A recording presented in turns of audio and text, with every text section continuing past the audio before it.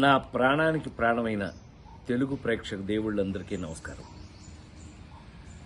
మొన్న Robin Hood pre release ఈవెంట్లో అనుకోకుండా డేవిడ్ వార్నర్ మీద నా నోట్లోంచి ఒక మాట దొర్లింది.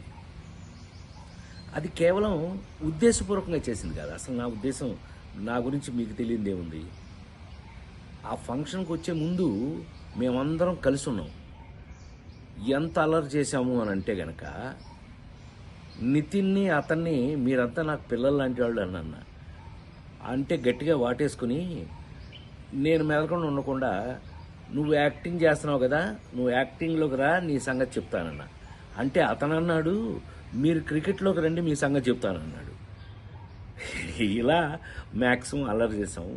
అల్లరి చేసి ఆ ఫంక్షన్కి వచ్చాము. ఏది ఏమైనా I love David Warner. I love his cricket. David Warner love our films, love our acting. So మేము, నాకు తెలిసి ఒకళ్ళకి ఒకళ్ళు బాగా క్లోజ్ అయిపోయాం. ఏది ఏమైనా ఈ జరిగిన సంఘటన మిమ్మల్ని ఏదైనా మనసు బాధ పెట్టినట్టయితే, ఎవరినైనా తెలియకుండా, నేను నిజంగా ఉద్దేశపూర్వకంగా అన్నది కాదు కాబట్టి, అయినా కూడా ఐ ఫీల్ వెరీ సారీ. నేను మీ అందరికీ సారీ చెప్తున్నాను. అలాంటిది ఇంకెప్పుడు జరగకుండా చూసుకుందాం మనం. కానీ 28వ తారీఖున రాబిన్హుడ్ సినిమా మాత్రం తప్పకుండా చూడండి, మా అందరి కోసం.